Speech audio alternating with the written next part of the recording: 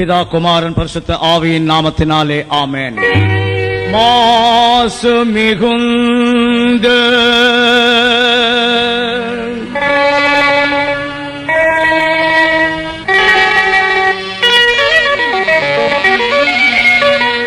மனித இருள் போக்க வந்த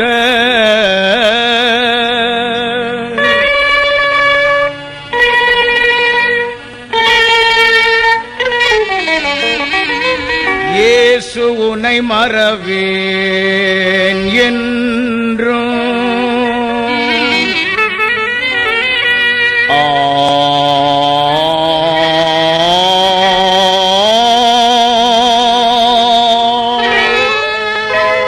கன்னி வழி மலர்ந்த கற்பகமே என்னுயிரே முன்னி உனை அணைந்தே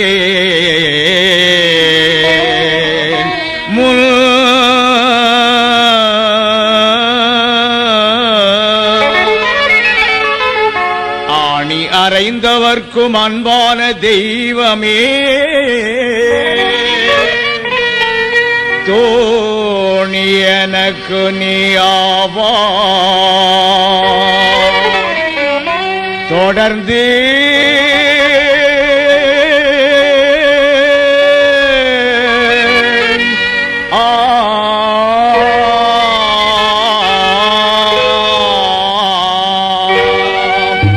கிறிஸ்து பெருமானே எந்த உயிர்க்கும் அருளோனே இயேசு கிறிஸ்து பெருமானே எந்த உயிர்க்கும் அருளோனே கிறிஸ்து கிறிஸ்து என்போமே கிறிஸ்து கிறிஸ்து என்போமே கிட்டிய பாவம் பின்போமே நம்ம கிட்டிய பாவம் பின்போமே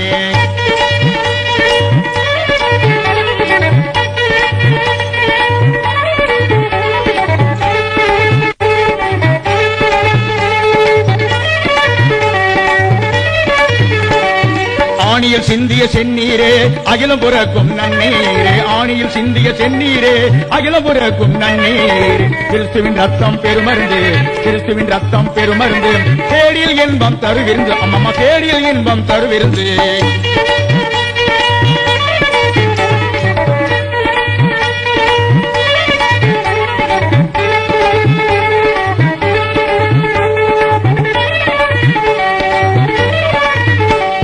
சிலுவையில் நின்ற செழுங்கோலம்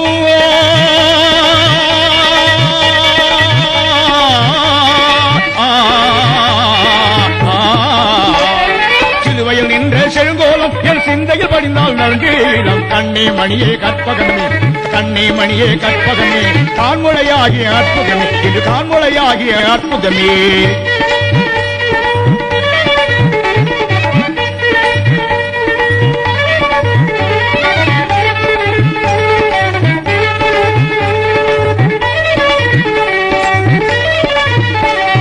குமரா குமரா திருக்குமரா என் சிந்தை குடிகொண்ட அருக்குமரா குமரா குமரா திருக்குமரா என் சிந்தை குடிகொண்ட அருக்குமரா அமைதி அளிக்கும் அரசாட்சி அமைதி அளிக்கும் அரசாட்சி ஐயன் குமரன் அருளாட்சி எது ஐயனன் குமரன் அருளாட்சி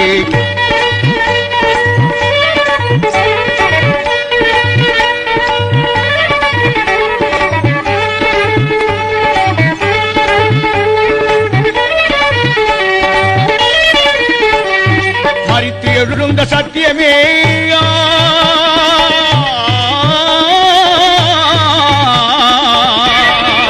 மறுத்து எழுந்த சத்தியமே மரணம் இன்மையில் தத்துவமே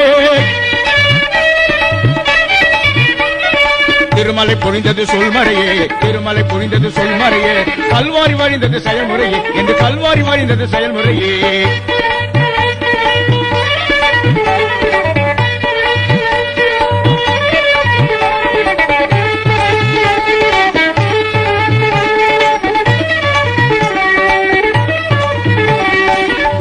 என்றது நெஞ்சொருகும்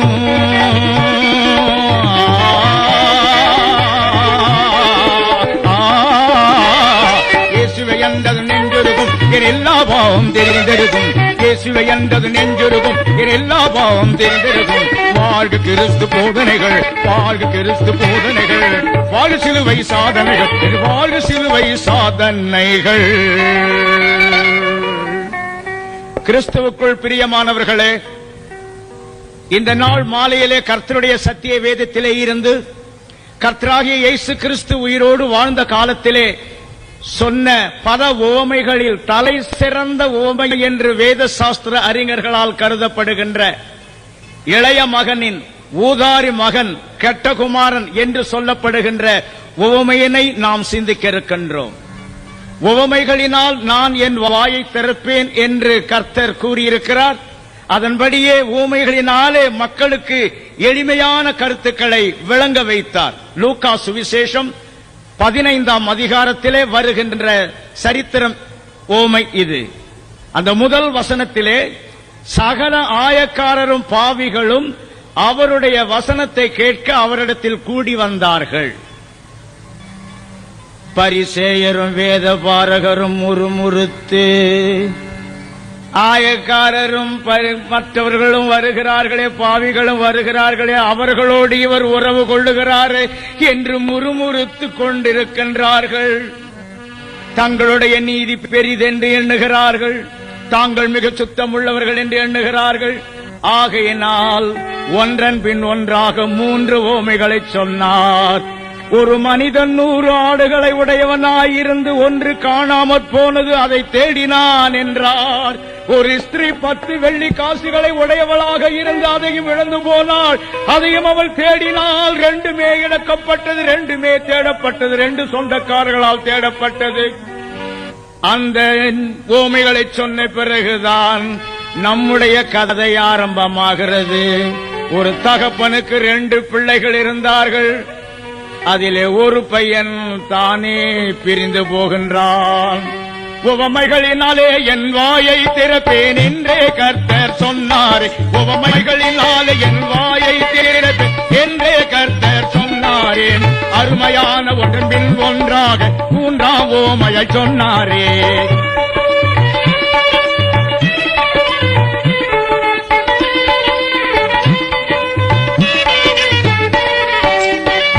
ஆடுகளில் ஒன்று போனால் சதவிகிதம் என்ன எண்ணிப்பார். 10 காசுகளில் ஒரு காசு போனால் சதவிகிதம் என்ற எண்ணிப்பார்.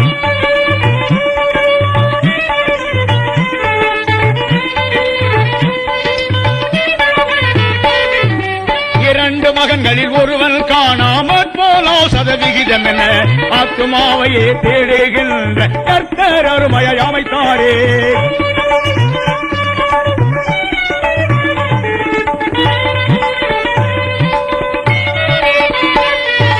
காட்டிலே காணாமற் போன ஆட்டை மேய்ப்பன் தேடி போனான். வீட்டிலே காணாமற் போன காசை புரியவள் பெருக்கி தேடினான்.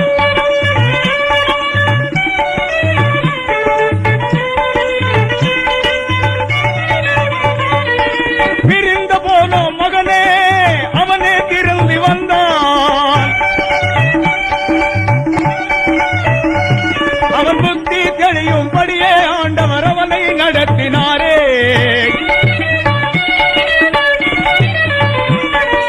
தலைவலி காய்ச்சல் தனக்கு வந்தால்தான் அது என்ன என்று புரியும்.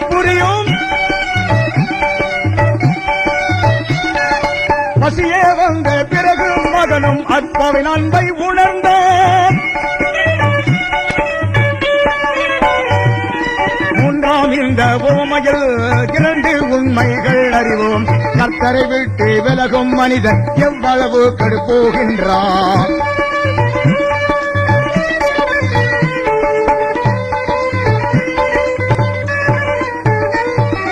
மனம் திரும்பி வருகின்ற பாவியை கர்த்தர் எப்படி ஏற்கிறார். இந்த 2 உண்மைகளை இந்த உவமையில் நாமே காண்கின்றோம். கடவுளை விட்டு விலகி போகின்ற மனிதன் தன்னை எவ்வளவாக கெடுத்துக் கொள்ளுகிறான் என்றும், அவன் மனம் தெரிந்து வரும்பொழுது எவ்வளவு அன்போடு கிருபையோடு தந்தையினால் ஏற்றுக்கொள்ளப்படுகிறான், கடவுளால் ஏற்றுக்கொள்ளப்படுகிறான் என்றும் இந்த 2 உண்மைகளை இந்த 3வது உவமையிலே கர்த்தர் அழுத்தமாக கூறியிருக்கிறார். ஒரு தகப்பனுக்கு 2 குமாரர்கள் இருந்தார்கள். அதில் இளையவன் தகப்பனை நோக்கி, ஆஸ்தியில் வரும் பாகத்தை எனக்கு தர வேண்டும் என்று கேட்கிறான். கொஞ்சம் கூட தாழ்மை இல்லை, கொஞ்சம் கூட வேண்டுதல் இல்லை. பணிவோடு கேட்டிருக்க வேண்டியவன் 18 வயதுக்கு பிறகுதான் அப்படி கேட்டால் கேட்கலாம், அது யூத சம்பிரதாயம். ஆனால் இவனோ அதற்கு முன்பே தகப்பனை பார்த்து எனக்கு வரும் பாஸ்தியில் வருகின்ற பங்கை எனக்கு தர வேண்டும் என்று கேட்கிறான். எவ்வளவு வித்தியாசம் பாருங்கள். கொஞ்சம் கூட பணிவில்லையே. தகப்பனாக விரும்பி கொடுக்கக்கூடியதை, அவராக விரும்பி வயது வந்தால் கொடுக்கக்கூடியதை இவன் இப்பொழுது கேட்கிறானே. ஆஸ்தியில் பங்கை தருவீரே, எனக்கு உரியதை தருவீரே.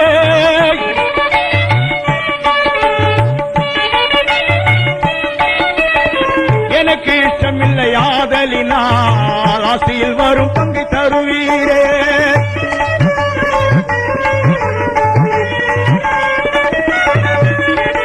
இஷ்டமில்லாத காரணத்தால் விருப்பத்தோடு வெளியே போக எண்ணினான்.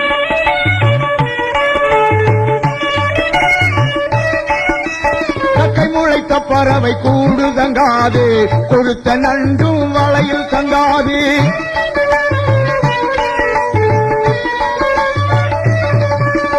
இப்படி அந்த பையன் கேட்க அவனுக்கு என்ன வந்ததம்மா?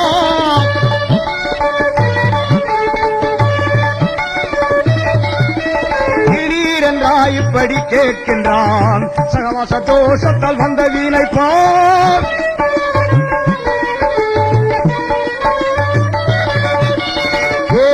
சொன்ன ஓமை நாளத்தில் அந்த படியும் தகப்பன் என்ன செய்தான்?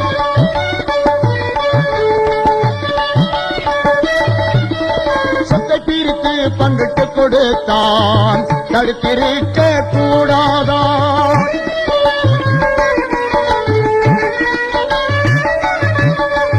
இஸ்ரவேல் என்னை விரும்பவில்லை, என் சத்தத்துக்கு செவி கொடுக்கவில்லை.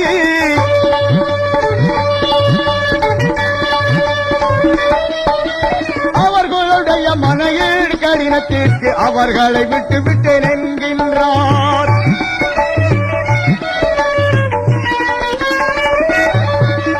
சங்கீதம் 81, 11, 12 வசனங்கள் சொல்லுவது இதுதான்.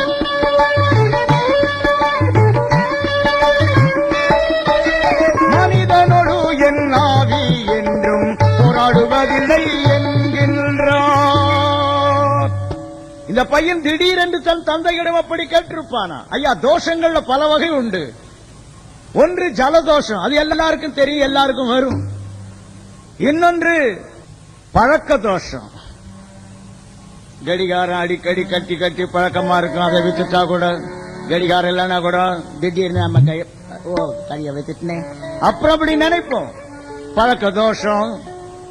இன்னொன்று சகவாச தோஷம். அந்த தோஷத்தினால் யாரோட கூடுகிறோம், அவர்களுடைய பழக்க வழக்கங்கள் எப்படி, அதைத்தான் நாம் பின்பற்றுவோம். தாய்மார்களுக்கு தெரியும், பட்சி தோஷத்தினால குழந்தைகளுக்கு என்னென்ன வரும் என்று தெரியும். இந்த பையன் யாரோடவோ கூடியிருக்கிறான், யோசனை சொல்லி இருப்பார்கள் போல் இருக்கிறது.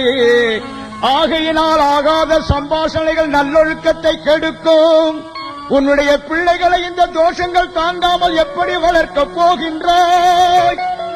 பிள்ளையை நடக்க வேண்டிய வழியிலே நடத்தி, முதிர் வயதிலும் அதை அவன் விடாதிருப்பான். 12 வயது வரைக்கும் தான் நீங்களும் நானும் நம்முடைய பிள்ளைகளை வளர்க்க முடியும்.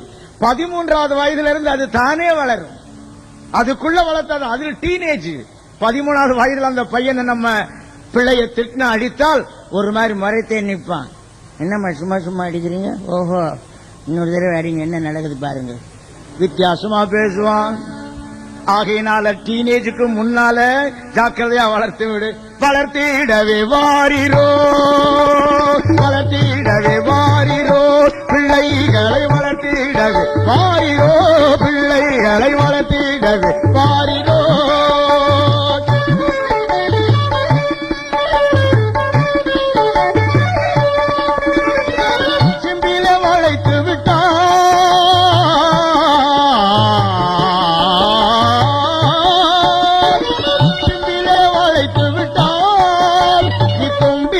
வளைக்க வேண்டாம் அம்மா.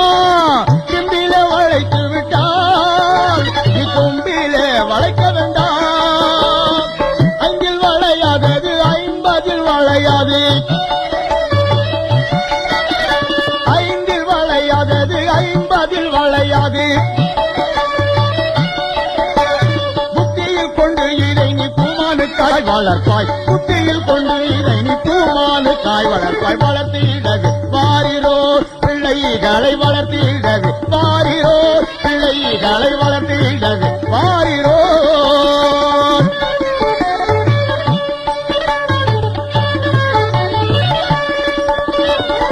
அன்புடன் வளர்க்க உனக்கு அன்பு அதிகம் வேண்டும்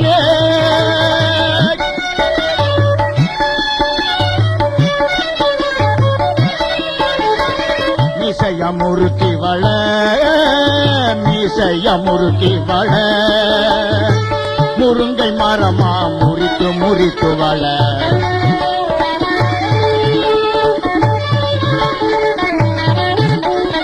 ஆண் பிள்ளையானால் அடித்து அடித்து வள ஆண் பிள்ளையானால் அடித்து அடித்து வள பெண் பிள்ளையானாலோ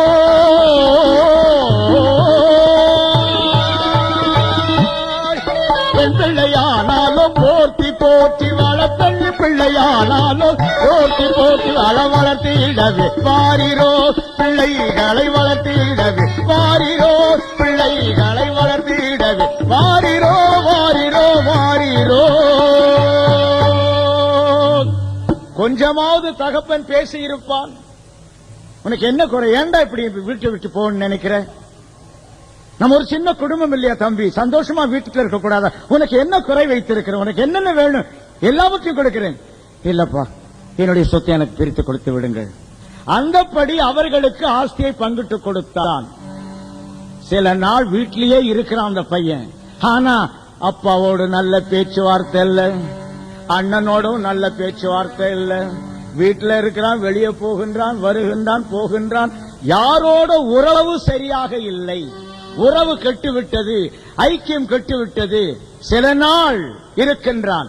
சகோதரனே சகோதரியே, இந்த சில நாளைக்குள்ளாக அவன் என்ன செய்தான்னு தெரியாது, எல்லாவற்றையும் சேர்த்துக் கொண்டு என்ற ஒரு வார்த்தையை நாம் பார்க்கிறோம்.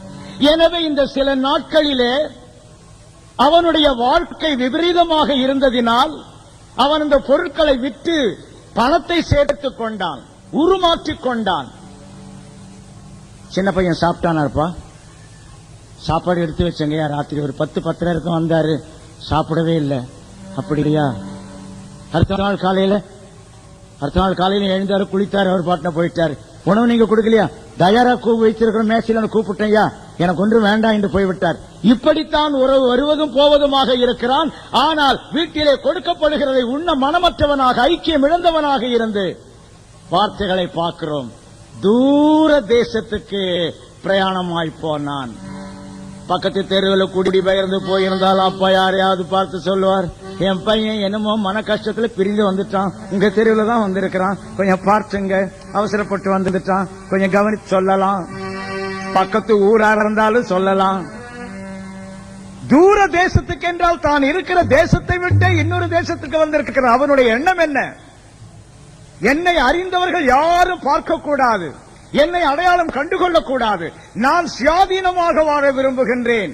சகோதரனே சகோதரியே, வீட்டை விட்டு போகிற பிள்ளை சுயாதீனமாக, ஒரு நாய்க்கு ஒரு எலும்பு கிடைக்கும் என்றால் அது முதலாவது தொந்தரவு இல்லாம ஒரு இடத்துல போய் அமர்ந்து அதை கடித்து கொதறி சுவைத்து உண்ணத்தான் விரும்புகிறது. ஒரு காகத்துக்கு கூட ஒரு இறை கிடைக்குமானால் கவ்விக்கொண்டு எடுத்துக்கொண்டு ஒரு மரத்திற்கு மற்ற பருந்துகள் காக்கைகள் துரத்தினாலும் அமைதியாக தின்னவே அது விரும்புகிற இடத்தை நாடுவது போல இவனும் என்னை காணாமல் யாரும் அறியாமல் இருக்கிற இடத்திற்கு போக வேண்டும் என்று தூர தேசத்திற்கு பயணமாக போகின்றான். வெறுமையாக போவானா? அவனுடைய நண்பர்கள் அவனை விடுவார்களா? அவனுடைய யோசனையை கேட்டுத்தானே இப்படி ஆயிருக்கிறான். சகோதரனே சகோதரியே, சகவாச தோஷத்தினால் வருகின்ற குற்றம் குறைகளை பார்த்தோமா? நீங்களும் நானும் யாரோடு உறவாடுகிறோம், எப்படிப்பட்ட புத்தகங்களை படிக்கிறோம், எப்படிப்பட்ட படங்களை பார்க்கிறோம், எப்படிப்பட்ட சம்பாஷணங்களை பேசும்போது இன்பமாக இருக்கிறோம், இவைகளில் எல்லாம் நாம் சற்று ஜாக்கிரதையாக இருக்க வேண்டும். ஆகாத சம்பாஷணைகள் நல்லொழுக்கத்தை கெடுக்கும். வானொலிகள், செய்தித்தாள்கள், படங்கள் இன்று பிரம்மாண்டமாக மக்களை ஆட்டி படைக்கின்ற ஒரு கருவியாக இருக்கிறதை நாம் காண்கின்றோம் அல்லவா? வன்முறை சம்பவங்கள் தானே வருகின்றன, கொலை காட்சிகள் தானே விரும்புகின்றன, திருடப்படுவதும் கற்பழிப்பதும் கொள்ளையிடுவதும் தானே காட்டப்படுகின்றன. இவைகளை பார்க்க எவ்வளவு ஆர்வமாக மக்கள் நெருங்கடித்துக் கொண்டு ஓடுகிற காட்சிகளை பார்க்கும் பொழுது நாம் நம்முடைய தரத்திலே குறைந்து போவது போல இருக்கிறோம் அல்லவா? இந்த பையன் தூர தேசத்திற்கு போய் ஆண்டவர் சொல்லுகின்றார், தனக்குத்தானே பிரிந்திருக்கிற எந்த வீடும் விழும், பிரிந்து போகிறவன் தன் இச்சையின்படி செய்ய பார்க்கிறான். இப்படிப்பட்ட நிலையில் தான் இந்த பையன் ஓமையை கர்த்தர் சொல்லும் பொழுது சொல்லுகிறார், துன்மார்க்கமாக ஜீவனம் பண்ணினான். தாயை விட்டு குழந்தை தூர போகுமானால் எப்படிப்பட்ட வாழ்க்கை வாழும்? குடும்பத்தை விட்டு வேலைக்கு போகிற இடத்திலே பிள்ளைகள் எப்படி தவறி போகிறார்கள், எப்படிப்பட்ட வாழ்க்கையிலே கெட்டு போகிறார்கள் நாம் பார்க்கிறோமே. யாராவது நம்ம பிள்ளைய குறையா சொன்னா நம்ம உடனே ஏற்றுக்கொள்றது இல்லையே. கூடுவாரோட கூடிதான் என் பிள்ளை கெட்டு போச்சு, என் பிள்ளை நல்ல பிள்ளைதான், ஆனா கூடுவாரோட கூடிதான் என் பிள்ளை கெட்டு போனது. அந்த தாயும் அதான் சொல்ற, என் பையன் நல்ல பையன், அவனோட கூடிதான் இவள் சொல்லுது அவள் சொல்லுது, ரெண்டு பேரும் உன்னால உன் பிள்ளையால் தான் என் பிள்ளை கட்டு, அப்படி சொல்லாத, உன் பிள்ளையால தான் என் பிள்ளை கட்டது. எப்படியோ ரெண்டு பிள்ளைகளும் கட்டு போச்சு. அது மாத்திரம் மறுக்க முடியாத உண்மை. தூர தேசத்திற்கு போய் துன்மார்க்கமாய் ஜீவனம் பண்ணி கெட்டு போனான் என்ற ஒன்றைத்தான் நாம் பார்க்கிறோம். ரெண்டிலே ஒன்றை தேர்ந்தெடுத்திருக்க வேண்டியவனாயிற்றே. நல்லதை அல்லவா தேர்ந்தெடுத்திருக்க வேண்டும். ஒரு வியாபாரத்தை செய்து விருத்தி செய்திருந்தான் என்றால் பரவாயில்லை. பெற்றுக்கொண்ட செல்வத்தை ஆஸ்தியை காபந்து பண்ண முடியுமா? சின்ன குழந்தைகளுக்கு தின்பண்டங்களை சமைத்து கொடுக்கின்ற தாய் என் பக்கத்திலே உட்காரு, உள்ளவே கதவு சட்ட, இல்லம்மா நான் வெளியே போய் பாக்கிறேன், வேண்டாம் வேண்டாம் யாராவது கேட்பாங்க. அந்த பையனுக்கு ஆசை, எங்க அம்மா என்னென்ன செய்திருக்காங்க பாத்தியா பாத்தியா. அந்த பையன் ஊத்து பாக்குறோம், ஒரு காக்காயும் பார்த்துட்டு வருது, கிட்ட வருது, அதை பிச்சு போடுறான், கொத்தி கொத்தி தின்னுது, அதுவே பாக்குது. இவன் கொஞ்சம் கொஞ்சமா போடுறான், பறந்து வந்து ஒரே கொத்து கொத்தி எடுத்துன்னு போயிடுது. அப்புறம் தான் அம்மாவை நினைச்சு கத்துறான், உன்னை வெளியே போகாதன்னு சொன்னேன் கேட்டியா, இப்ப கொடுத்துட்டு வந்து அழுவுறியே. இப்படித்தான் பிள்ளைகள் கெட்டு போகிறார்கள். ஒரு காகம் ஒரு குழந்தையை ஏமாற்றுவது போல இந்த உலகத்தின் பல்வேறு காட்சிகள் நம்மை கெடுத்து கீழ வழியாக்குகின்றன அல்லவா? 1 யோவான் 2வது அதிகாரம் 16வது வாக்கியத்திலே இவ்வாறு வருகிறது, மாம்சத்தின் இச்சைகளும் கண்களின் இச்சையும் ஜீவனத்தின் பெருமையும் நம்மை கெடுக்கக்கூடியனவாக இருக்கிறதை நாம் பார்க்கின்றோம். நம்முடைய வாழ்க்கையில் நம்மை கெடுக்கும் தீமைகள் பல பலவாம்.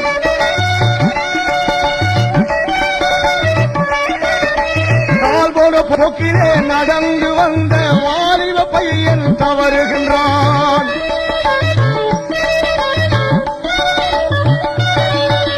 மனம் போன போக்கில் வந்த இந்த பையன் மனம் மாறி போனானே.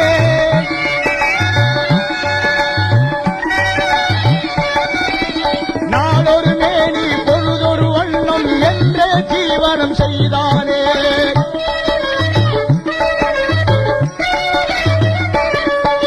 பாடுபட்டு தேடி பணம் சம்பாதித்திருந்தால் இந்த நிலைக்கு இவன் செலவழிப்பானான்.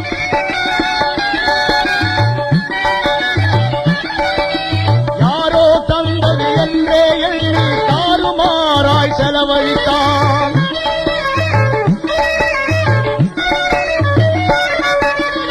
யாரும் இவனை மதிப்பதில்லை, நண்பர்களும் கூட கைதட்டினார்.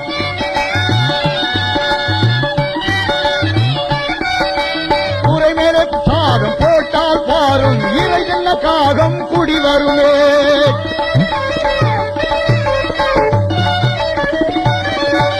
வரட்டு கௌரவ வாழ்க்கைக்காக வழி தெரியாமல் செலவிட்டான்.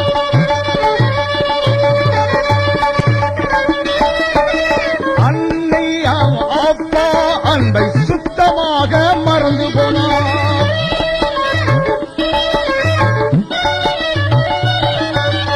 மார்க்கமாக ஜீவனம் பண்ணி இருக்கின்ற பணத்தை கரைத்தானே.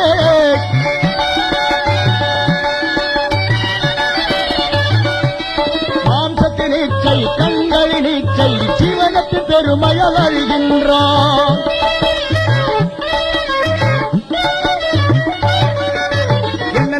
வகையான நண்பர்கள் அவனுக்கு என்னென்ன போதித்து இருப்பார்கள்.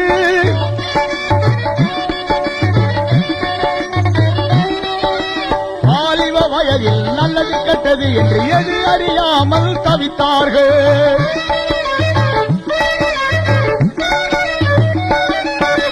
பெரியோர் வார்த்தை மூத்தோர் வார்த்தை சொற்கள் எல்லாமே அமிர்தம்.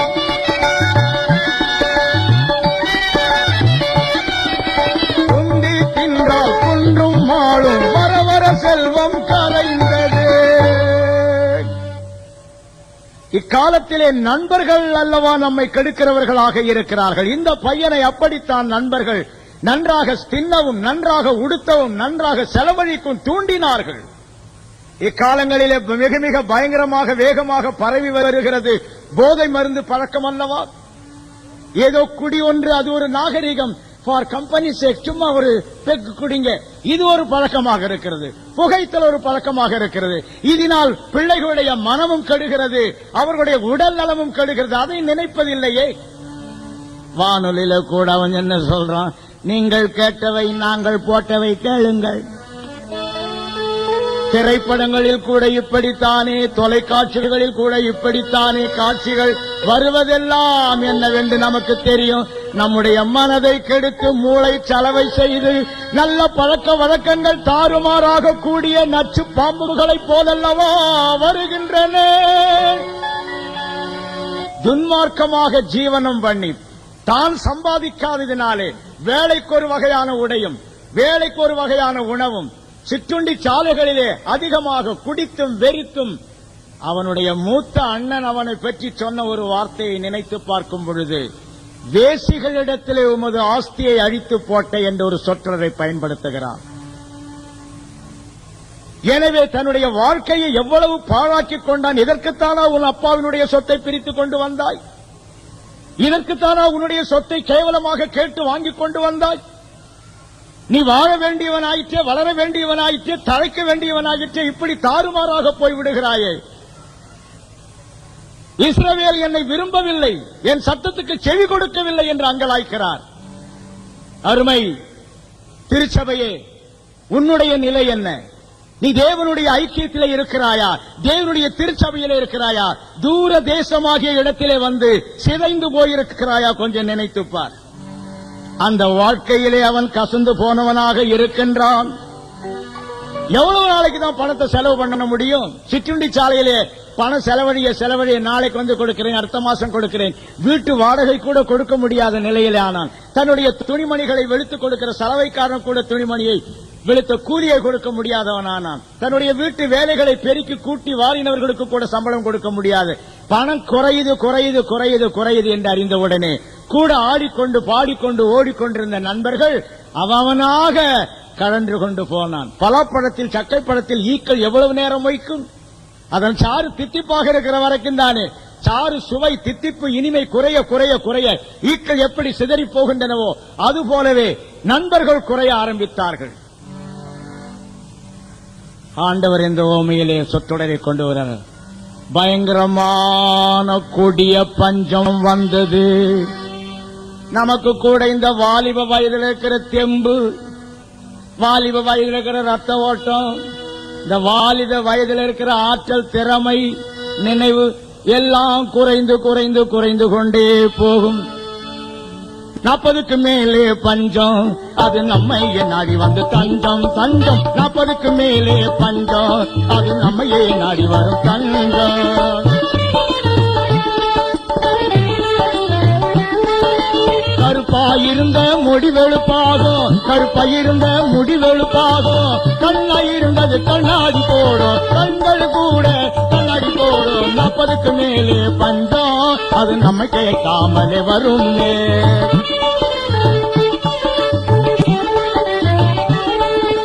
எதையோ நாம் மறந்து, எதையோ நாம் மறந்து நினைவில்லாமல் தடுமாறுவோம், நினைவில் இல்லாமல் தடுமாறுவோம். நினைவு பஞ்சமே வருமே, அது 40 வயதுக்கு மேல் வருமே.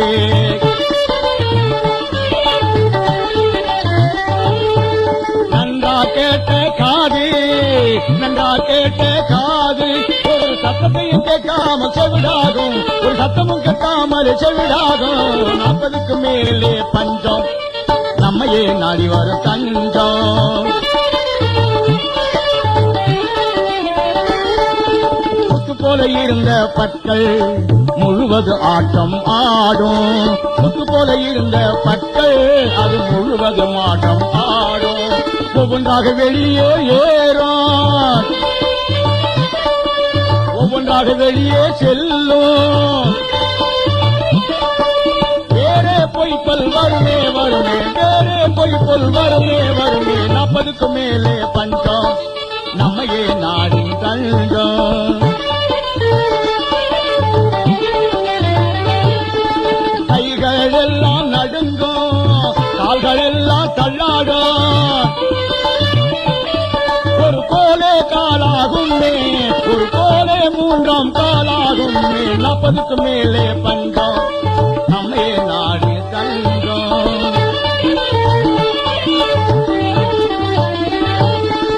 முந்திவு சாப்பிட முடியாது, நீர் உணவு கொள்ளும். முந்திவு சாப்பிட முடியாது, நீர் போன்ற உணவு ஏற்கும் ஏற்கும். 40க்கு மேலே பஞ்சம் நம்மையே நாடும் தஞ்சம். நம் உடலில் கூட அப்படிப்பட்ட பஞ்சங்களை காண்கின்றோம்.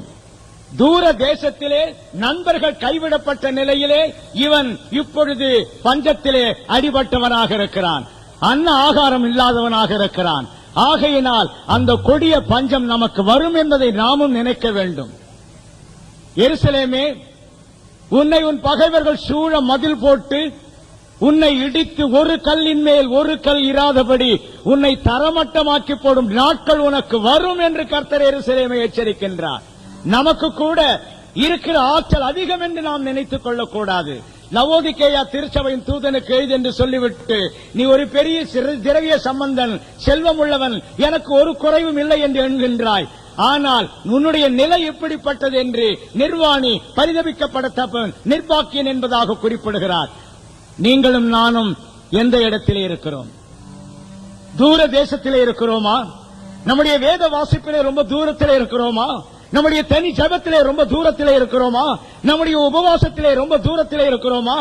ஆலய ஆராதனை வழிபாடுகளிலே பங்கு கொள்வதிலே நம்முடைய பங்கு ரொம்ப தூரத்தில் இருக்கிறதா? நம்முடைய காணிக்கைகள் ரொம்ப தூரத்தில் இருந்து கொண்டு நாம் செலுத்தக்கூடியதாக இருக்கிறதா? சற்று நினைத்து பார்க்க வேண்டுமே. இந்த பையன் கொடிய பஞ்சத்திலே எனக்கு ஆதரவு கொடுத்த என்னுடைய நண்பர்கள் சமயம் பார்த்து உதவுவார்கள் என்று பார்த்தேன், போய்விட்டார்களே. மரியாதையாய் வீட்டை காலி பண்ணுகிறாயா அல்லது வெளியே பிடித்து தள்ளட்டுமா? உங்களுக்கெல்லாம் என்னத்துக்கு ஒரு வீடு வாசல்? இப்படி பலரும் பல வகையான கொச்சை மொழிகளினால் பேசி திட்டுகிறதை கேட்டுவிட்டு அந்த வீட்டை விட்டு வெளியே விரட்டப்படுகின்றான், பஞ்சத்திலே கஷ்டப்படுகின்றான். ஒரு குடியானவனிடம் போய் ஒட்டிக்கொள்ள விரும்புகின்றான். சோறு போடுவானா? யூதர்கள் எல்லாரும் பார்க்கிறார்கள், நம்முடைய பையன் பஞ்சத்தில் அடிபட்டவனா பண்டு வேலைக்கு அலைகிறானா. யூதர்கள் ஆசீர்வதிக்கப்பட்டவர்கள், மற்றவர்களுக்கு வேலை கொடுக்கக்கூடிய ஜாதி, மற்றவர்களுக்கு கடன் கொடுக்கக்கூடிய ஜாதி. அவர்களை வைத்துக் கொண்டே பிரதான ஆசாரி வேத பாரகரும் பரிசேரும் கூடியிருக்கிற இடத்தில் மிக துணிவாக இந்த ஓமையை சொன்னார். அந்நியனிடத்திலே போய்விடுகிறது. வேலை ஒன்று தாருமே அடியன், நாளைந்து நாளை பட்டினி ஐயா.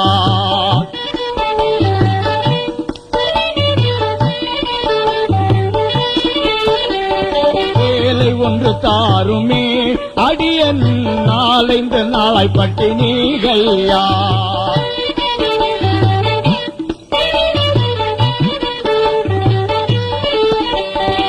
காணிக்கை எடுத்திட வருவார்கள் இப்பொழுது, காணிக்கை எடுத்திட வருவார்கள் இப்பொழுது. கர்த்தருக்கென்று காணிக்கை தந்திட வேண்டுமே, கர்த்தருக்கென்று காணிக்கை தந்திட வேண்டுமே. வேலை ஒன்று தாருமே அடியனுக்கு, நாளைந்து நாளை பட்டினியே.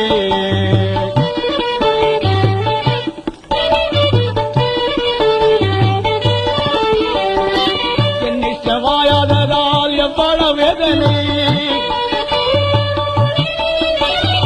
அவனிச்சம் வாக்காததால் எவ்வளவு வேதனை. இப்போதுதான் உணர்ந்து வேலை ஒன்று கேட்கிறார், இப்போதுதான் உணர்ந்து விதைப்பவர் சிறுக அறுப்பார். சிறுக விதைப்பவர்கள் சிறுக அறுப்பார்கள். பெருக விதைப்பவர்கள் பெருக அறுப்பார்கள். பெருக விதைப்பவர்கள் பெருக அனுப்பார்கள். நல்ல நிலைமையில் நீ இருந்திடும் போது நெல்லை பேராயமே ஆசீர்வாதத்தை உணர்ந்து ஆண்டவர்க்கு நன்றியாய் நீ அள்ளி கொடுக்க வேண்டுமே. ஆண்டவர்க்கு நன்றியாய் அள்ளி கொடுக்க வேண்டுமே. எத்தனை பள்ளிகள், எத்தனை கல்லூரிகள், எத்தனை காப்பகங்கள், எல்லாவற்றையும் எண்ணினால் தேவனுக்கு எத்தனை காணிக்கை தருவார்.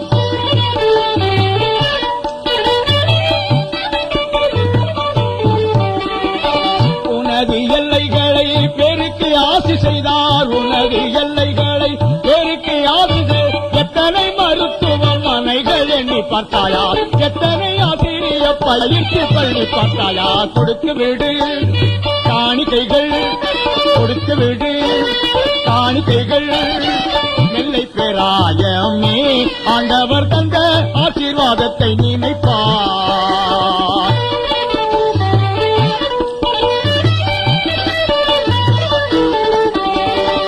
உன்னை எவ்வளவு சீராட்டி வளர்த்துள்ளார். வளர்ந்து பெருகை செய்தார். வாழங்கள் இன்னும் கொடுத்தார். அந்த நன்றியை மனதில் எண்ணி இன்னும் தருவாய். அந்த நன்றிகளை எண்ணி இன்னும் மனதில் தருவாய். கொடுப்பாயோ காணிக்கைகள், கொடுப்பாயோ காணிக்கைகள். எவன் கண்ணீர் பாய்ச்சுகின்றானோ அவனுக்கு தண்ணீர் பாய்ச்சப்படும் என்றாரே. விசனமாயல்ல கட்டாயமாயல்ல, விசனமாயல்ல கட்டாயமாயல்ல, வீரமாக கொடுத்திருங்கள் என்றாரே. பெரும் பை என்று நாதிராது ஆண்டவரில் கை. காணிக்கை எடுக்க வருகிறவர்கள் நடக்க, காணிக்கை எடுக்க வருகிறவர்கள் நடக்க. கையைக்காரை ஒதுங்கி கொஞ்சம் இடம் கொடுங்கள். கையைக்காரை ஒதுக்கி கொஞ்சம் இடம் கொடுங்கள். விசனமாயல்ல கட்டாயமாயல்ல,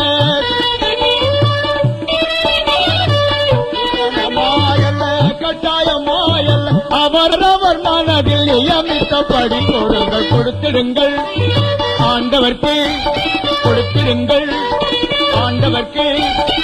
வேலை ஒன்று தாரும் ஐயா, அடிய 4-5 நாளாய் பட்டினி ஐயா.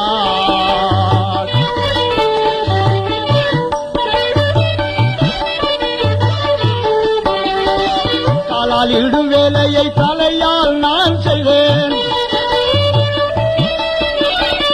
காலால் இடும் வேலையை தலையால் நான் செய்வேன்.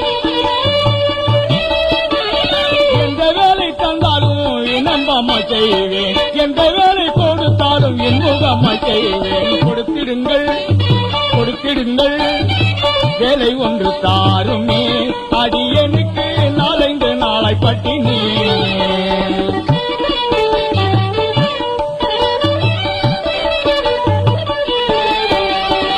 காணிக்கைகள் வைத்தும் போடாமல் இருந்தால், காணிக்கை வைத்திருந்தும் போடாமல் இருந்தால், கையை உயர்த்தி காட்டினால் பை உங்களிடம் வரும். கையை உயர்த்தி காட்டினால் பை உங்களிடம் வரும். போட்டிடுங்கள் காணிக்கையை, காணிக்கையை போட்டிடுங்கள். வேலை ஒன்று தாருமே. அடியனுக்கு அறிந்து நான் பட்டினி.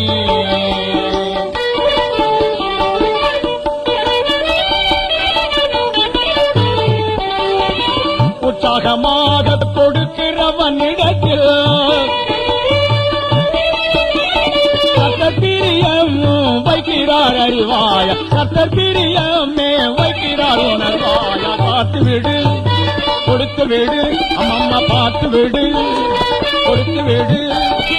காணிக்கை தருவாயே, கர்த்தருக்கு காணிக்கை தருவாயே.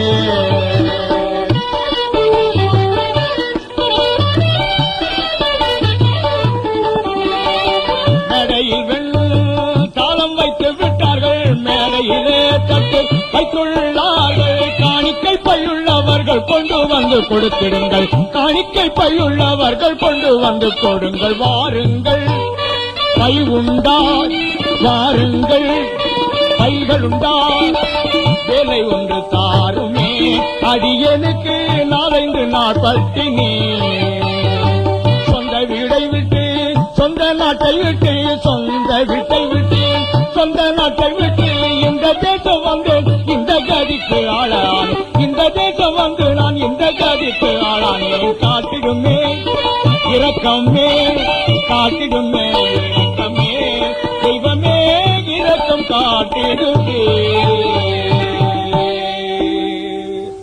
தந்தையிடம் வேண்டும் என்று கண்டிப்பாக கேட்டு வாங்கிக் கொண்டு வந்தான். வாங்கின செல்வங்களை எல்லாம், பொருள்களை எல்லாம் விற்று பணமாக்கிக் கொண்டான்.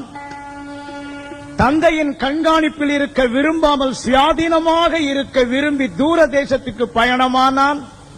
அந்த தூர தேசத்திலே துன்மார்க்கமாக ஜீவனம் பண்ணினான்.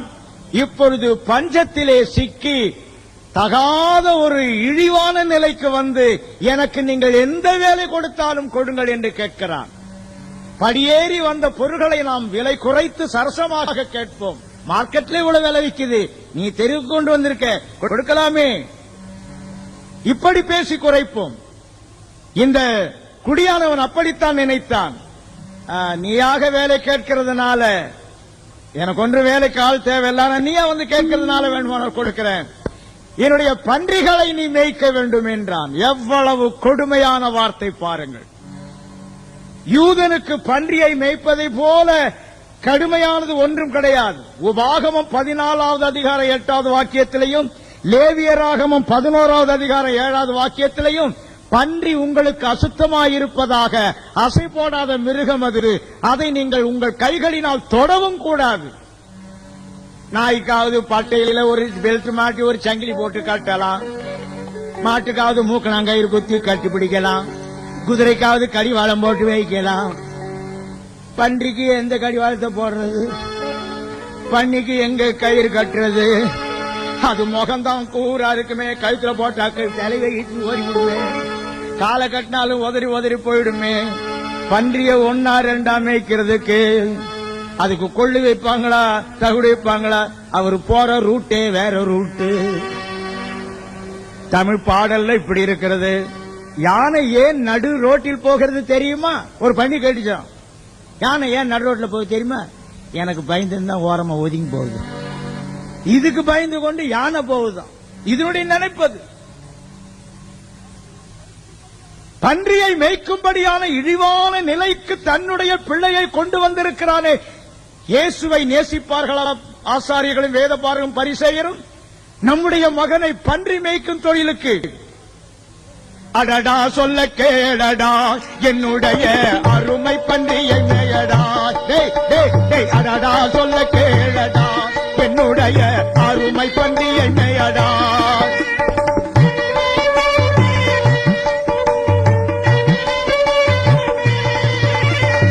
அள்ளை சுருங்காமல் ஆபத்து வாராமல் அச்சங்கரையோரம் அமைத்து வாரா.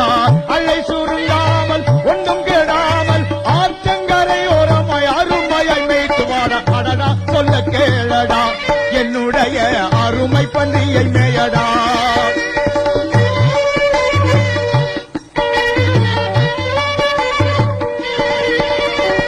புத்தியும் கெட்டு வராதே, ஒவ்வொரு நாளும் எண்ணி கோணந்து பட்டியில் அடை.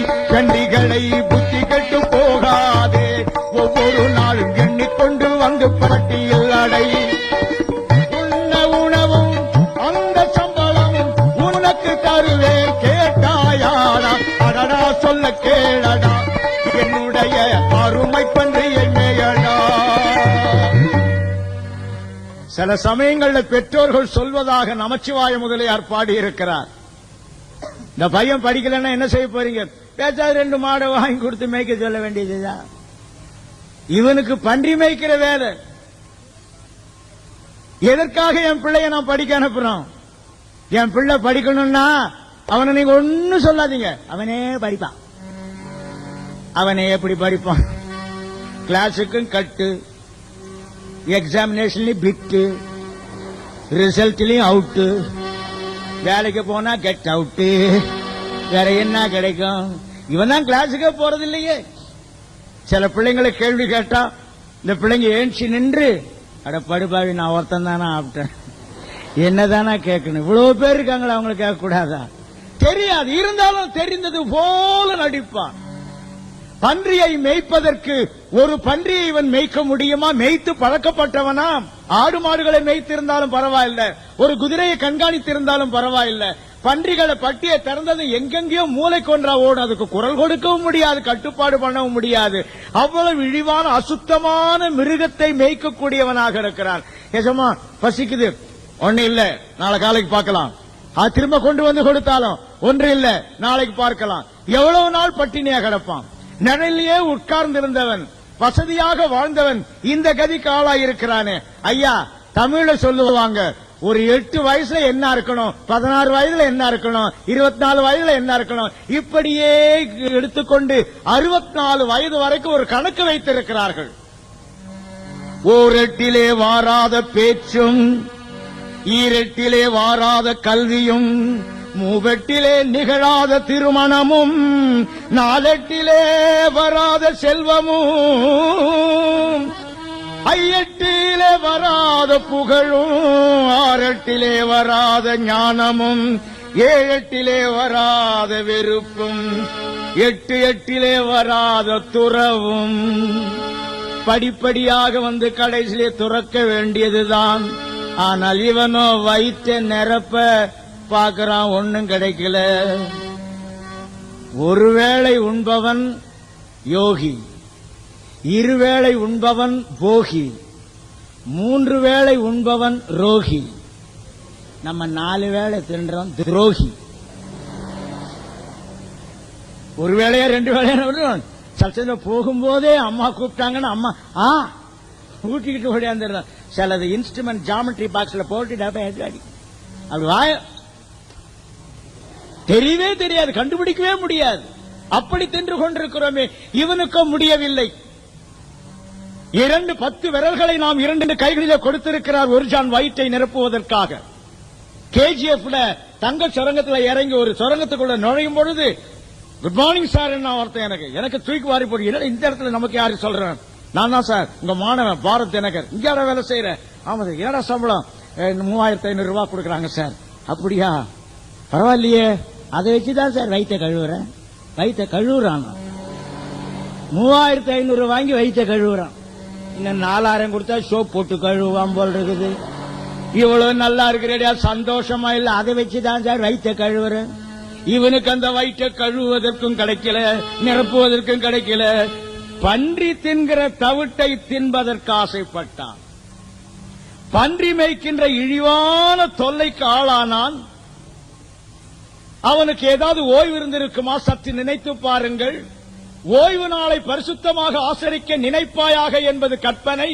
யூதனுடைய மகன் ஓய்வு நாளிலும் பன்றி மேய்க்கின்ற தொழிலுக்கு தன்னை ஆட்படுத்திக் கொண்டானே, எவ்வளவு கேவலம்! யூதர்கள் சும்மா இருப்பார்களா? நம்முடைய மகனை பன்றி மேய்க்க கொண்டு வந்தது இல்லாம, நம்முடைய மகன் ஓய்வு நாளில் மாடு மேய்க்கிற மாதிரி பன்றி மேய்க்கிறான்னு சொல்றாரே, வேலைக்காரன போயிருக்கு. எல்லாருக்கும் இன்னும் கோபம் முறுமுறுக்கிறாங்க. எவ்வளவு கேவலமாக சொல்லி இருக்கிறார். பன்றி தின்ற தவிட்டை தன் வயிற்றை நிரப்ப ஆசையா இருந்தால் கொடுக்கிறவர்கள் இல்லை. தகப்பனையும் தாயும் கனம் பண்ணு என்ற அந்த கற்பனையை உடைத்து மீறி வந்து விட்டான். பேசிகளிடத்தில் ஆஸ்தி அழித்து போட்டார், விபச்சாரம் செய்யாதிருப்பாயாக என்ற அந்த கற்பனை மீறி விட்டான். ஓய்வு நாளை பரிசுத்தமாக ஆசரிக்க நினைப்பாயாக அந்த கற்பனை மீறி விட்டான். இந்த ஒன்றன் பின் ஒன்றாக அடுக்கடுக்காக தேவனுக்கு விரோதமானவற்றிலே இருக்கிறானே, கொஞ்சம் பார்த்தீர்களா? இன்றைக்கு நான் எங்கே இருக்கிறேன்? பன்றிகள் மத்தியிலே இருக்கிறேனா? தூர தேசத்தில் இருக்கிறேனா? தகாத மிருகத்தோடு எனக்கு தொடர்பு இருக்கிறதா? ஐயோ ஆண்டவனே, எவ்வளவு நல்ல வீட்டிலிருந்து சுகபோகமாய் உண்டு கொண்டிருந்த நான் ஐக்கியத்தை இழந்தது மாத்திரமல்ல, அனாதையாய் நிர்கதியாய் இருக்கிறேனே. சவுலை போல கிடங்கிலே, ஆயுத கிடங்கிலே இருக்கிறேனா?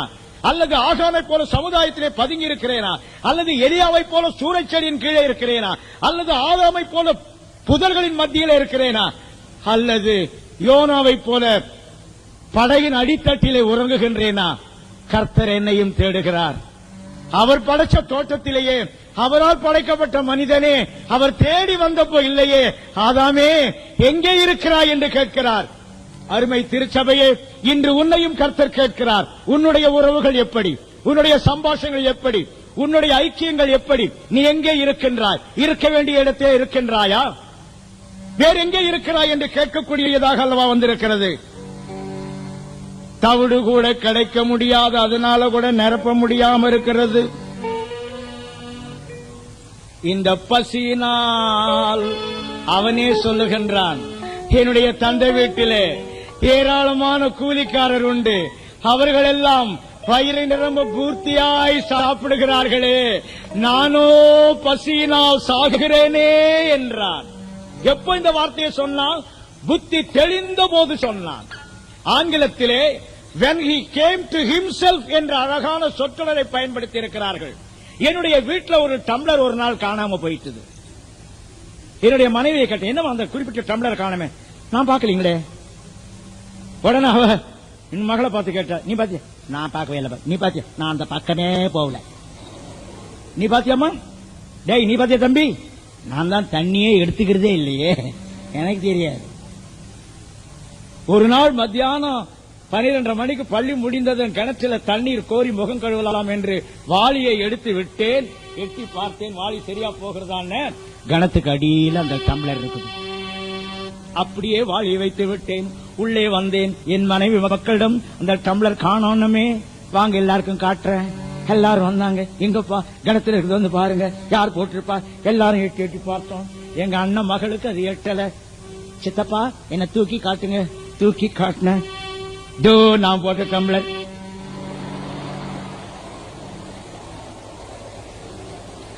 நீதான் போட்டாயா?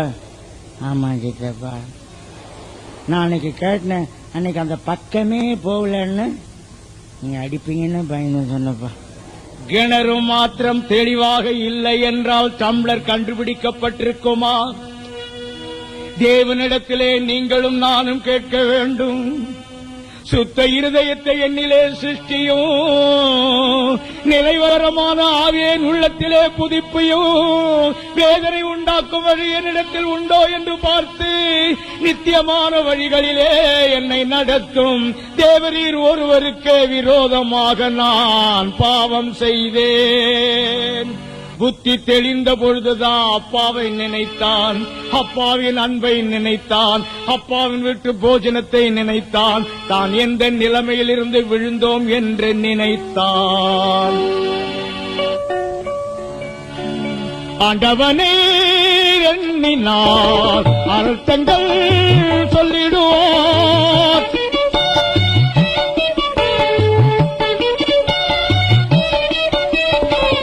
நிலைமையிலிருந்து விழுந்தாய் என்று தேவனிடமே ஜெபித்து கேள்.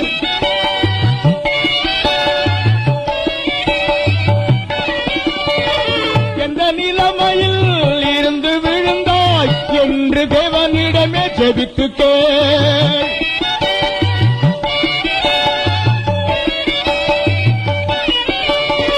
நானோ பசியினால் சாகிறேன் என்று ஒரு தீர்மானம் செய்தார்.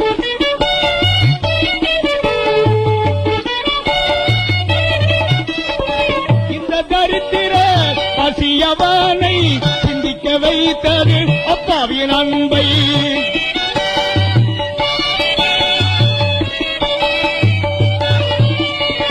குத்தின பிறகு முள்ளென்று அறிவாய், தட்டின பிறகு கல்லை பார்ப்பாய்.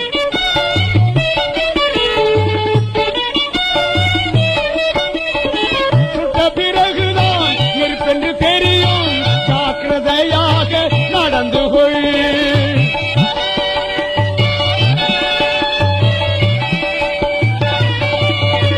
எங்கே இருக்கின்றாய் எண்ணி பார், பண்டிகள் மத்தியில் இருக்கின்றேனா?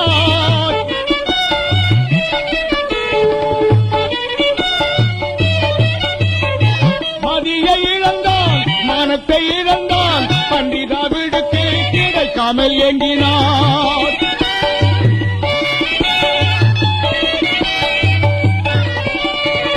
ஆண்டவனோ அன்புடனே வரமாட்டாய காத்துள்ளார்.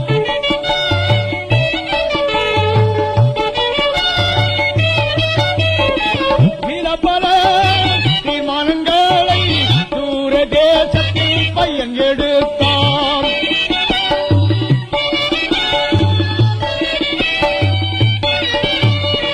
தூர தேசத்தில் இருந்து திரும்பினான்.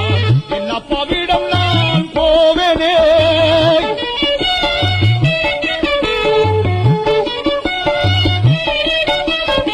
தகப்பனே பரத்துக்கு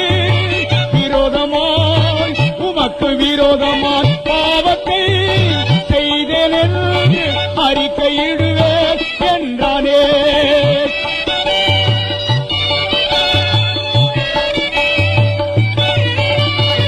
உம்முடைய மகனாக அல்ல கூலிக்காரர் ஒருவனாய்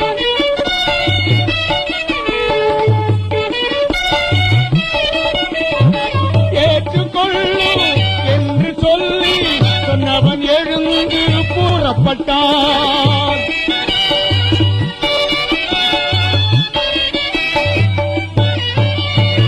நாமும் தீர்மானிக்கிறது அல்ல, செய்யலில் காட்ட வேண்டும்.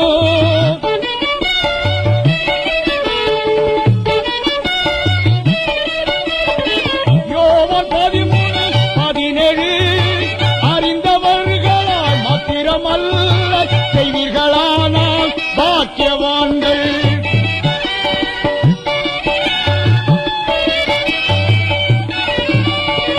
உணர்ந்தான் உள்ளத்திலே உண்மையில் குத்தப்பட்டான்.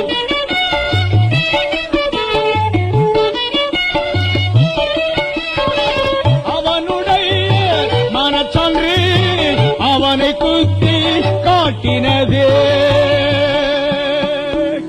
என்னை பிரித்து இழுத்து வந்த என் ஆசையே, என்னை நாசமாக்கிய தூர தேசமே, என்னை உணரும்படி செய்த நண்பர்களே, என்னை என் தகப்பனின் அன்பை உணரச் செய்யும்படி இந்த பன்றிகள் அல்லவா, அது தின்னும் தவிடல்லவா என்னை இப்படி ஆக்கியிருக்கின்றது.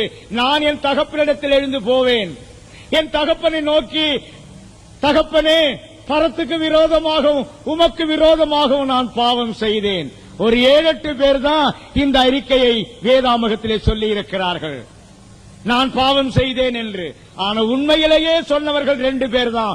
ஒன்று தாவீதரசன், இன்னொருவர் இந்த இளைய மகன். இளையாம் கூட சொன்னார், யூதாஸ் கூட சொன்னார், ஆகான் சொன்னார், பார்வோன் பலமுறை சொன்னான், சவுல் சொன்னார். அந்த அறிக்கைகள் எல்லாம் சும்மா ஒரு நாளை சொற்றொடர்கள் தான். நான் பாவம் செய்தேன், பாவம் செய்தேன், பாவம் செய்தேன் என்றார்கள். ஆனால் தாவீதரசனும் இளைய மகனும் செய்த அறிக்கை இருக்கிறதே, வெந்து புண்ணாகி மனம் முறிந்து முறிவடைந்து அழுதார்கள். என் தகப்பனிடத்துக்கு போவேன். தீர்மானம் பண்ணினவன் மாத்திரமல்ல, செயலிலே அவனுடைய திசையே மாறினது. சகோதரனே சகோதரியே, தேவனுடைய அன்பை அசட்டை செய்து வருகிறவர்கள் கண்டிப்பாக அதற்காக ஏங்குகிறவர்களாக இருக்கிறதை பார்க்கிறோம். அது மாத்திரமல்ல, அவன் திரும்பி வரும்போது எப்படி இருப்பான் நினைத்து பாருங்கள். பெருமையோடு போனவன் வெறுமையோடு வருகின்றான். செல்வத்தோடு போனவன் தரித்திரத்தோடு வருகின்றான். ஆடை அணிகளோடு போனவன் அரை நிர்வாணியாக வருகின்றான். அழகாக போனவன் அசிங்கமாக வருகின்றான். மணப்பொருளை பூசிக்கொண்டு போனவன் பன்றியினுடைய நாற்றம் பிடித்தவனாக வருகின்றான். நண்பர்களோடு போனவன் ஒத்தையிலே தன்னந்தனியனாக வருகின்றான். பலத்தோடு போனவன் பலவீனமாக வருகின்றான். பூரிப்போடு போனவன் மனப்புழுக்கத்தோடு வருகின்றான். இது அவனை பற்றியது. ஆனால் அவன் என்றைக்கு தந்தையை விட்டு போனானோ அந்த நாளிலே இருந்தே தந்தையினுடைய மனம் அவனை நினைத்து நினைத்து நினைத்து ஏங்கி ஏங்கி ஏங்கி துன்புற்று வாடினது. அவன் பிரியமாக சாப்பிட்ட பகுதிகளை பொருட்களை தகப்பன் சாப்பிடுவதே இல்லை. என் பையனுக்கு இந்த உணவுனா ரொம்ப பிரியமாயிட்டு, அவன் இல்லாதப்போ எனக்கு இது வேண்டியதில்லை, அவன் விரும்புகின்றது இப்படித்தானே. எத்தனை முறை நாம் தொலைக்காட்சியில பார்க்கிறோம் காணாமற் போனவர்களை பற்றிய அறிவிப்புகள். 16 வயது, 10 வயசு, 8 வயசு, 86வது வருஷம், 90வது வருஷம், 80வது வருஷம் அறிந்தவர்கள் காவல் கட்டுப்பாட்டுத்துறை அதிகாரிகள் தொலைபேசி எண்கள் என்னென்னமோ சொல்லுகிறார்கள். சில பத்திரிகைகள் அன்புள்ள மகனை நீ போனதுல இருந்து அம்மா படுத்த படுக்கையா இருக்கிறாங்க, நீ விரும்புறதெல்லாம் நாங்க செய்யறோம், எப்படியாவது வந்து சேர்ந்து விடும். இப்படியெல்லாம் செய்திகள். சகோதரனே சகோதரியே, இவனை பாருங்க, நேர தகப்பனுடைய வீட்டுக்கு வரான, தகப்பனுடைய நெஞ்சு இந்த வழியில தானே போனா என் மகன் வரமாட்டானா வரமாட்டானா, தூர பாக்குறான், என் மகனை போல தெரியுது, அவனே தான். சே, இவ்வளவு அசிங்கமா இருக்க மாட்டான் என் மகன், தலையெல்லாம் இவ்வளவு மோசமா இருக்காது. இல்ல, அவன் கைவீசி நடந்து வர்றத பார்த்தா என் மகன் தான் இருக்குது, தலையை தொங்க போ. இல்ல சே, இவன் இருக்க மாட்டேன் என் மகன்.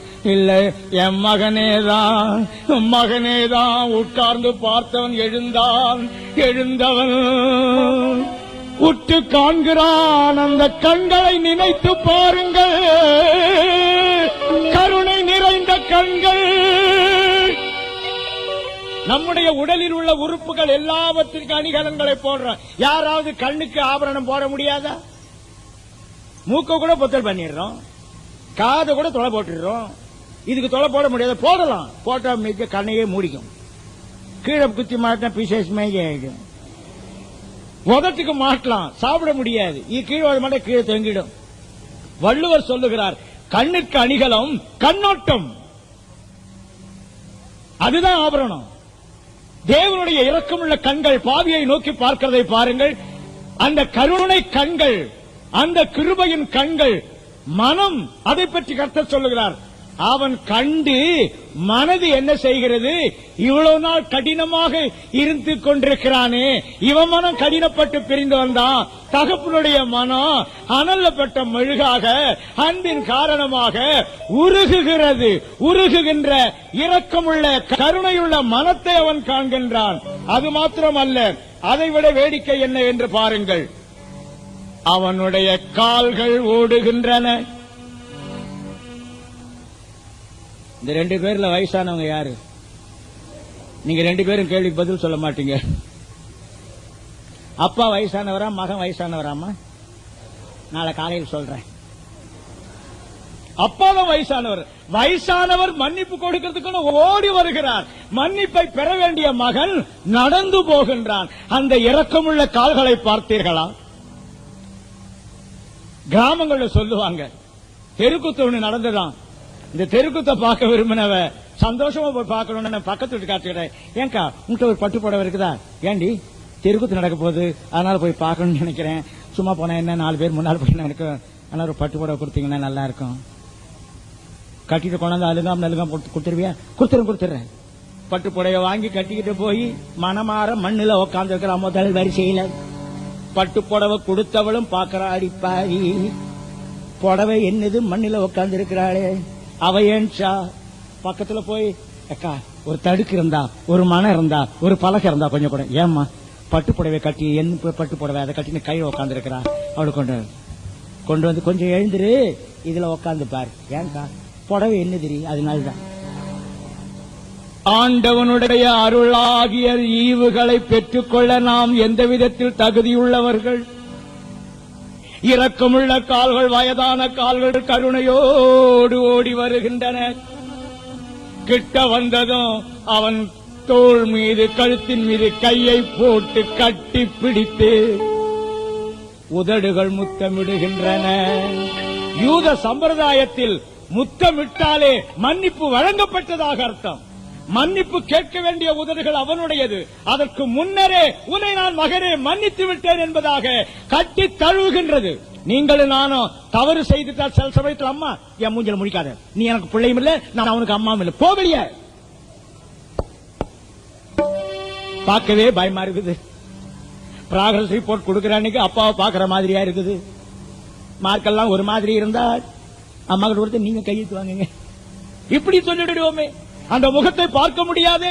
ஆனால் கட்டி பிடித்து முத்தமிட்டு இவன் சொல்றான், தகப்பனே பரத்துக்கு விரோதமாக உமக்கு விரோதமாக நான் பாவம் செய்தேன். உமது மகன் என்று அழைக்கப்படுவதற்கு நான் பாத்திரன் அல்ல. இன்னொரு வார்த்தையும் சொன்னான், கூலிக்காரன் ஒருவனாய் ஏற்றுக்கொள்ள வேண்டும் என்று. அந்த வார்த்தையை மகன் சொல்லுவதற்கு தகப்பன் விடவே இல்லை. வேலைக்காரரை பார்க்கிறான். வெண்மையான உயர்ந்த வஸ்திரத்தை கொண்டு வாருங்கள், உயர்ந்த வஸ்திரமே கொண்டு வாருங்கள், அவர்கள் தோழியை போட்டு விடுங்கள்.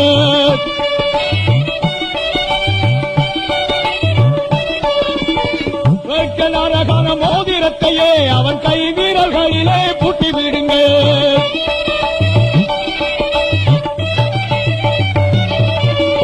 அழகான மோதிரத்தை அணிந்திடுங்கள், அன்போடு வீட்டில் நடமாடட்டுமே.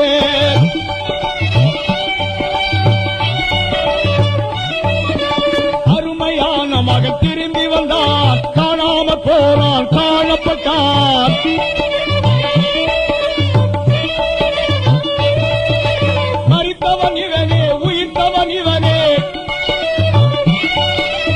கொடுத்த கண்கள் அடியுங்கள்,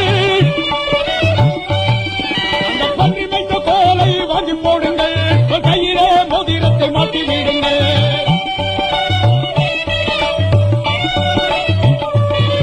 அந்த வாடை வீசும் நச்சமான ஆடை எடுத்து இந்த உயர்ந்த பெண்கள் தீர போட்டு விடுங்கள்.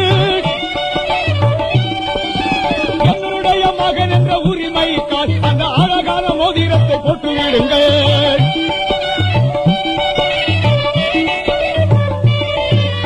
பார்வோன் யோசேப்புக்கு மோதிரம் போட்டான், தானியேலுக்கு மன்னன் போட்டான்.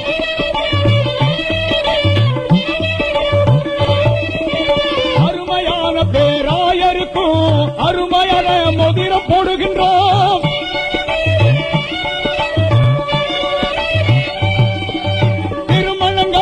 தம்பதிகளுக்கு மோதிரத்தை போட்டு உரிமை கேட்கிறார்.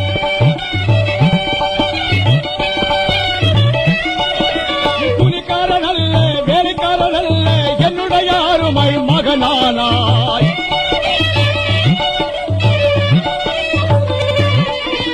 தவிடு கிடைப்பை எங்கினாயா, கொழுத்த கன்றை அடிப்பேனே.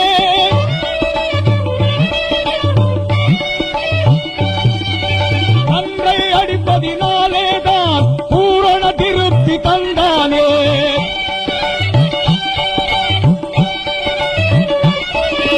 தாகமாயிருப்பவரே, பசியாயிருப்பவரே, பணமுமின்றி விலையுமின்றி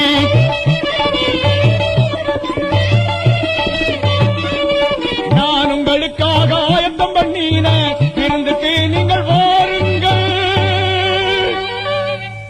ஆங்கில வேதாகமத்தில் ஃபேட்டட் காஃப் என்று இருக்கிறது, கொழுக்க வைக்கப்பட்ட கன்று. என்னைக்கு இருந்தால் என் மகன் வருவான், அவனுக்கு கடிக்கிறதுக்காகவே ஒரு கன்றை கொழுக்க வைத்தார். கர்த்தராகிய இயேசு கிறிஸ்து உனக்காக கல்வாரியிலே அடிக்கப்படுகிறார் அல்லவா? சகோதரனே, சகோதரியே, பன்றி தின்ற தவிட்டுக்கு ஏங்கினவனுக்கு கொழுக்க வைப்பட்ட கன்று அடிக்கப்பட்டது. நாம் என்னுடைய பையன் பன்றியின் உருமலையா கேட்டான், பன்றியின் சத்தத்தையா கேட்டான், கீத வாத்தியங்கள் முழங்கட்டும், நடனங்கள் களிப்பூட்டும்படி ஆடுங்கள். 3 பொருள்கள் அளவோடு செய்யப்பட வேண்டும். வெண்மையான வஸ்திரம், அந்த மோதிரம், அந்த செருப்பு, இதெல்லாம் அளவோடு செய்ய வேண்டும். ஆகையினால தகப்பன் என்னைக்கு இருந்தாலும் என் மகன் வருவான், அவனுக்கு உயர்ந்த வஸ்திரம் கொடுக்கணும். என்றைக்கு இருந்தாலும் என்னுடைய மகன் வருவான், அவனுடைய விரலுக்கு ஏற்ற மோதிரம் நான் தயார் பண்ணி வைக்கணும். என்றைக்கு இருந்தாலும் என்னுடைய மகன் வருவான், அவனுடைய கால்களுக்கு பாதரட்சை. அடிமைதான் பாதரட்சைகளை போடக்கூடாது. மகன் உரிமையோடு வரட்டும். நீ புறக்கணிக்கப்பட்டவன் அல்ல, நீ உணர்ந்து வந்தவன். உன்னை மனமாற ஏற்றுக்கொள்கிறேன். என்னிடத்தில் வருகிறவனை நான் புறம்பே தள்ளுகிறதில்லை. வயலிலே இருந்து மூத்த மகன் வருகின்றான். இந்த கீத வாத்தியத்தையும் நடன கழிப்பையும் காதுல விழுது, மூக்குல வேற வாசனை விசேஷமா ஏறுது. வேலைக்காரனை கூப்பிட்டு கேட்கிறான், என்ன இது? இந்த வேலைக்காரன் சொல்லுகிறான், உமது சகோதரனாகிய வந்திருக்கிறார், அவர் சுகத்தோடு திரும்பி வந்ததினால் தகப்பனார் ஒரு கொழுத்த கன்றை அடிப்பித்திருக்கிறார். கண்டு அடித்தாரா? உள்ளே போக மனமில்லாமல் இருந்தான். வேலைக்காரன் போய் சொல்றான், ஐயா மூத்த மகன் வந்திருக்கிறார், வர சொல்லு. அவர் எங்கே நிக்கிறார். நான் சொன்னேன், செய்தது தப்பு சேர்த்தது தப்பு தாதி லோலனுக்கு, செய்தது தப்பு சேர்த்தது தப்பு தாதி லோலனுக்கு, அப்பப்ப தாசி லோலனுக்கு. இத்தனை நாளாய் உமக்கு உழைத்தேன், இத்தனை நாளாய் உமக்கு உழைத்தேன், ஒரு நாள் வாட்டு குட்டி தரவில்லை, ஒரு நாள் வாட்டு குட்டி தரவில்லை. சேர்த்தது தப்பு, அடித்தது தப்பு தாசி லோலனுக்கு, தாசி லோலனுக்கு. இத்தனை நாளாய் உமக்கு நான் எவ்வளவு கீழ்ப்படிந்திருந்தேன், கீழ்ப்படிந்தே இருந்தேன். என்னுடைய நண்பர்களோடு சந்தோஷமாய் இருக்க ஒரு ஆட்டுக்குட்டி ஐயாவது எனக்கு தந்ததில்லையே, ஒரு ஆட்டுக்குட்டி ஐயாவது எனக்கு தந்ததில்லையே. செத்தது தப்பு, அடித்தது தப்பு தாதிலோலனுக்கு, அம்மம்மா தாதிலோலனுக்கு. அப்பா, அந்த வார்த்தையை பாருங்கள். தேசிகளிடத்தில் உமது ஆஸ்தியை அழித்து போட்ட உம்முடைய குமாரனாகிய அவன் யார்? இவனுக்கு மகன். உன்ன ஒரு கேள்வி கேட்க போற, நீ சொல்லணும், நீ கவனிக்கல, அதனால தான் உனக்கு கேள்வி. அவ சொல்லிச்சா யாரு மகன்? உங்க அண்ணன் பெண் ஜாதி மாமியார் புருஷன் மனைவி உனக்கு என்ன உறவு? கொஞ்சம் யோசித்து சொல்ல. என்னம்மா, உங்க அண்ணன் பெண் ஜாதி மாமியார் புருஷன் மனைவி உனக்கு என்ன உறவு? மாமியார், ஐயோ ஐயோ, அண்ணன் பெண் ஜாதி அண்ணி, அன்னிக்கு மாமியார் உங்க அம்மா, உங்க அம்மாவுக்கு புருஷன் உங்க அப்பா, உங்க அப்பாவுக்கு மனைவி யாரு? பின்ன மாமியார் இன்றைய இப்பவே கவனிக்கணும் கதையை. நீங்க சொந்த மகன், உம்முடைய மகன் என்றான என்னுடைய தம்பின்னு சொல்லக்கூடாதா? அந்த உறவை கூட இஷ்டமில்லாத உம்முடைய வார்த்தையை நான் மீறாதிருந்தும், உமது விருப்பத்திற்கு மாறாக நடக்காமல் இருந்தும், என்னுடைய சிநேகிதர்களோடு நான் சந்தோஷமாயிருக்க ஒரு ஆட்டுக்குட்டியையாவது எனக்கு கொடுக்கவில்லையே. இவனோ உம்முடைய குமாரனாகி இவன் வந்திருக்க பொழுது ஒரு கன்றை அடிப்பித்தீரே. தம்பி வந்திருக்கிறான்டா, ஆட்டுக்குட்டி ஆட்டுக்குட்டி. தம்பிக்கு ஒரு வெண்வஸ்திரம் போட்டிருக்கா, ஆட்டுக்குட்டி. தம்பிக்கு ஒரு மோதிரம் போட்டிருக்க, வந்து பாடுற ஆட்டுக்குட்டி. தம்பிக்காக கீத வாத்திய நடன கழிப்புல இருக்குது, ஆட்டுக்குட்டி தரவில்லையப்பா. தம்பிக்கு ஒரு வெண்வஸ்திரம் போட்டிருக்கா, ஆட்டுக்குட்டி தரவில்லையப்பா. தம்பிக்கு ஒரு செருப்பு போட்டிருக்கா, ஆட்டுக்குட்டி தரவில்லையப்பா. ஆட்டுக்குட்டி ஆட்டுக்குட்டின்னு வெளியிலே நிக்கிறான். இன்றைக்கு அநேக இடங்களில் நாம் அப்படிதான் உள்ளே நுழையாமல் அந்த வார்த்தையை பாருங்க. உன்னுடைய தம்பி, உனது சகோதரன், என் மகன் கூட சொல்லல, உனது சகோதரன் இவனோ காணாமற் போனான், மீண்டும் காணப்பட்டான், மரித்தான், உயிர்ப்பித்து வந்திருக்கிறான். இதனால் நாம் சந்தோஷப்பட்டு களிகூற வேண்டாமோ? மகனே, நீ எப்போதும் என்னுடன் இருக்கிறாய், என்னுடையதெல்லாம் உன்னுடையது. சுயநீதியை நம்பிக்கொண்டு தாங்கள் தான் பக்தி பெரியவர்கள் என்று நினைத்துக் கொண்டு வெளியவே நின்று கொண்டிருக்கின்ற வேத பாரகர் பரிசேயரை லேசாக மூத்த மகனை கொண்டு உணர்த்தினார். இன்னும் ஒரு அடி உள்ளே வந்திருந்தால் தம்பியை பார்த்திருக்கலாம், அந்த ஐக்கியத்தை பெற்றிருக்கலாம். விளக்கவில்லையே. இயேசு கிறிஸ்து சொன்ன உவமை சோகத்திலேயே முடிந்து விட்டதே. நான் வெளியவே நின்று கொண்டு உள்ளே நடக்கிறத பற்றி குறை சொல்லுகிறேனா? உள்ளே வந்து தம்பியை பார் என்று வேதத்திலே படிக்கிறோம். அவனை வருந்தி கூப்பிட்டான், மகனே மகனே மகனே மகனே. அந்த வார்த்தையை நினைத்து பாருங்கள். அன்புடனே தான் அழைத்தானே, உரிமையோடு அழைத்தான். சேஷ்ட புத்திர பாகம் பெறுகின்ற மூத்த மகனை அழைத்தானே.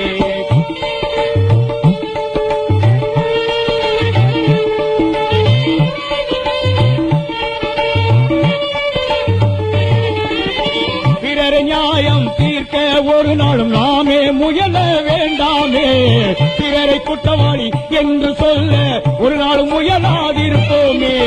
ஆண்டவரில் அன்பான வார்த்தை உள்ளே வா என்பதுதான்.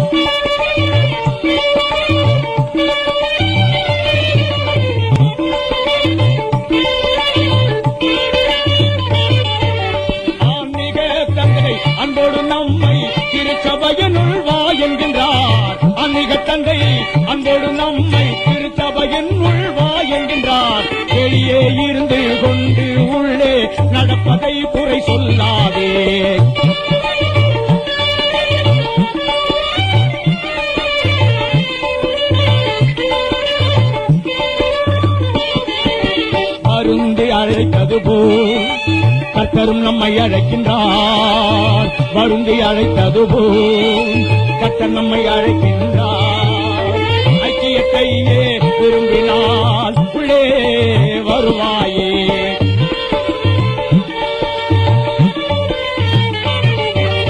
உயர்ந்த வஸ்திரம் நீதியின் சால்வை உனக்கு அவர் கையால் சூட்டிடுவார். உயர்ந்த வஸ்திரம் நீதியின் சால்வை உனக்கு அவராய் உடுத்திடுவார். ரட்சிப்பில் வஸ்திரங்களை உனக்கு அவரே தருவாரே.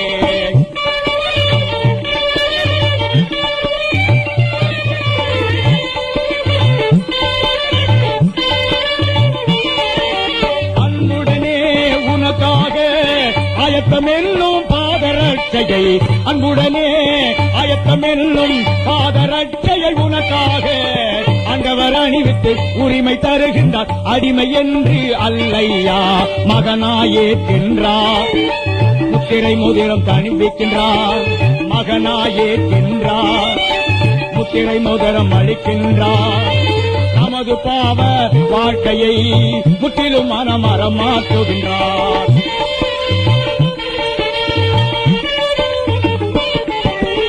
அன்புடனே எல்லோரும் சேர்ந்து ஆண்டவனை நாம் போற்றிடுவோம். அன்புடனே எல்லோரும் சேர்ந்து ஐக்கியத்திற்காக போற்றிடுவோம். ஆண்டவர் நம்மை ஏற்றும் இரட்சகர் எந்நாளுமே காத்துள்ளார்.